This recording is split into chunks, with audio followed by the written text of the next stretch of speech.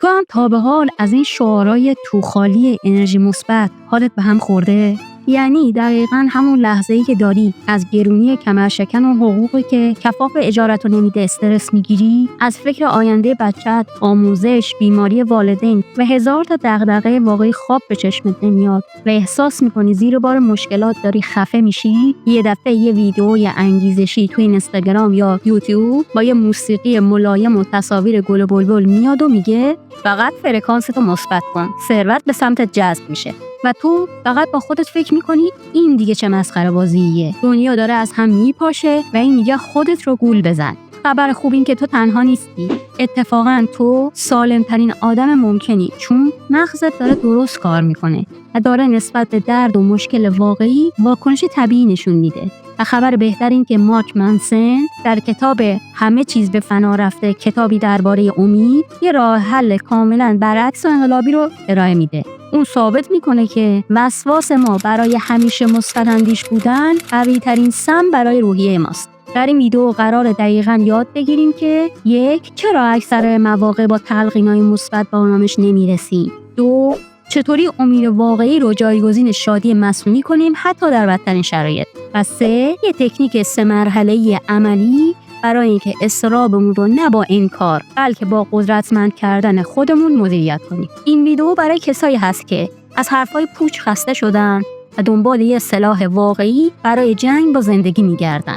سلام به همگی، خوش اومدید.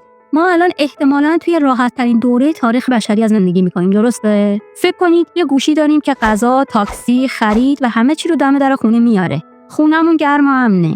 کلی فیلم و سریال و موزیک برای سرگرمی داریم. و حتی نسبت به پدر بزرگ و مادر بزرگامون زندگیمون 100 برابر راحت تره. اما یه امای بزرگ وجود داره. همزمان با این همه رفاه، اضطرابمون از هر زمان دیگه بیشتره. احساس تنهایی و افسردگی تو جامعه بیداد میکنه و یه حس عجیب و غریب فروپاشی داریم، انگار دنیا داره از هم میپاشه. اما چطور ممکنه با این همه امکانات و راحتی باز هم اینقدر حالمون بد باشه؟ مارک منسن تو کتابش دقیقاً به همین پارادوکس عجیب پاسخ میده. برخلاف اون کلیشه‌های تکراری مثبت فکر کن، منسن یه توضیح عملی و عمیق ارائه میده که واقعاً میتونه همه چیز رو براتون روشن کنه. و من امروز این رو در 3 بخش مهم بهتون توضیح میدم. بخش اول، مشکل اصلی از کجا؟ حالا احتمالاً با خودتون فکر میکنید پس دقیقاً مشکل از کجاست؟ جواب منسن اینه که در واقع ما با 2 تا مغز کاملا متفاوت زندگی میکنیم که همیشه با هم در جنگن.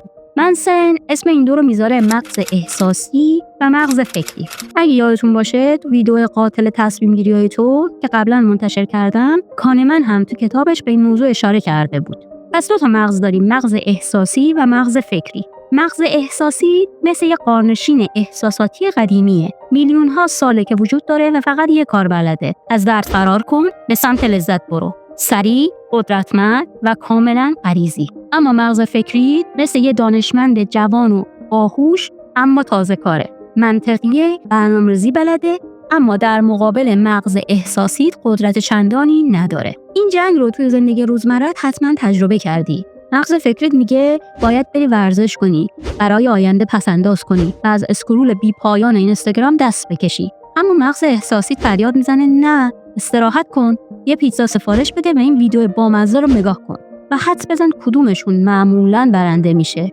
درست حدس زدی، مغز احساسی. و اینجاست که میرسیم به علت اصلی پارادوکس. ما در عصر مغز فکری زندگی میکنیم، اما هنوز توسط مغز احساسی عصر حجری هدایت میشیم. رفاه زیاد سوخت بیشتری به آتش این جنگ اضافه کرده. انتخاب‌های بی‌پایان، مقایسه‌های مداوم در شبکه‌های اجتماعی و مواردی از این دست. پس ما وسط یه جنگ داخلی ذهنی گیر کردیم. حالا سوال مهم اینه که چطور از این جنگ جون سالم به در ببریم؟ مارک منسن برای این مشکل یه راه حل انقلابی داره که اسمش رو گذاشته هرم امید. و این هرم فقط 3 طبقه داره، اما هر طبقهش با دیگری یه دنیا متفاوته. طبقه اول، امید احساسی. این همون امید نوسانی ماست. مثل باتری موبایل. صبح با یه پست انگیزشی 100% شارژ میشه. بعد با یه خبر بد یا یه کامنت منفی شارژش میرسه به 5% و در حال مرگه. این امید شکننده است و موقتیه و با اولین مشکل میپره بیرون.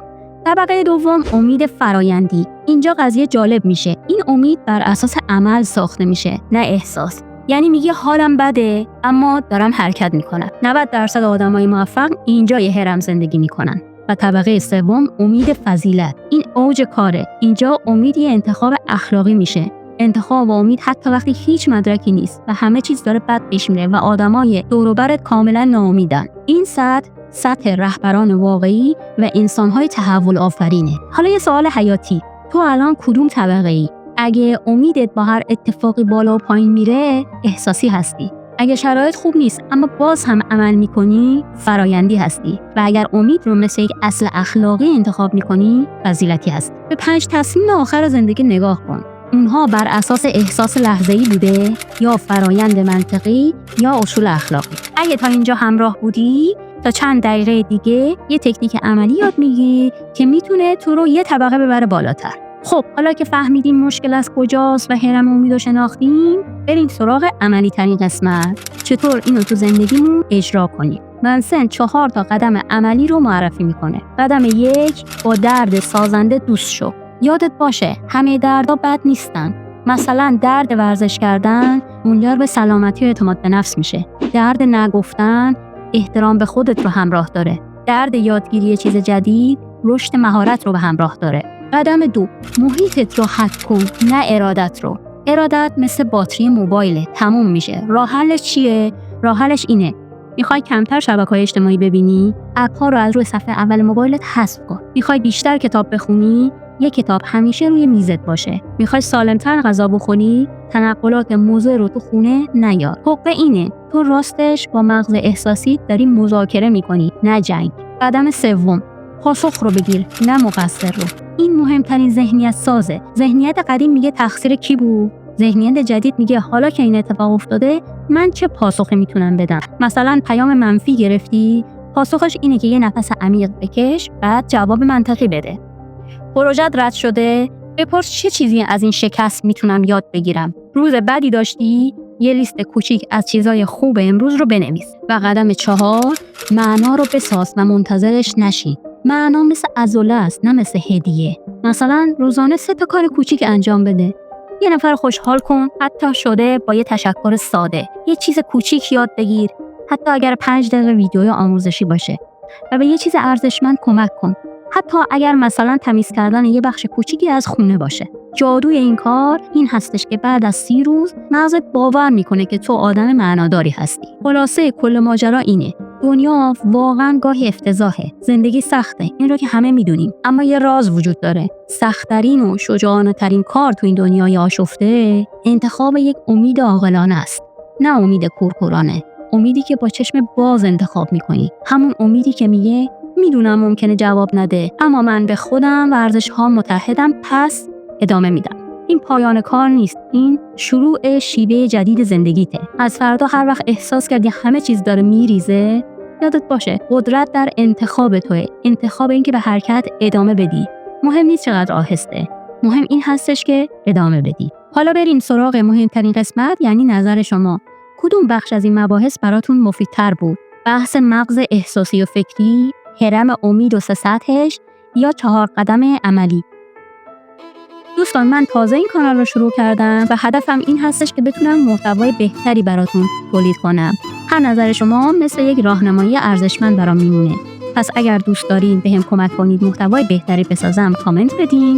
و اگر دوست دارین همراه این سفر کنجکاوی بشین، سابسکرایب کنید. مراقب خودتون باشین و یادتون باشه رشد شخصی ماراتونه، نه 2 سرعت.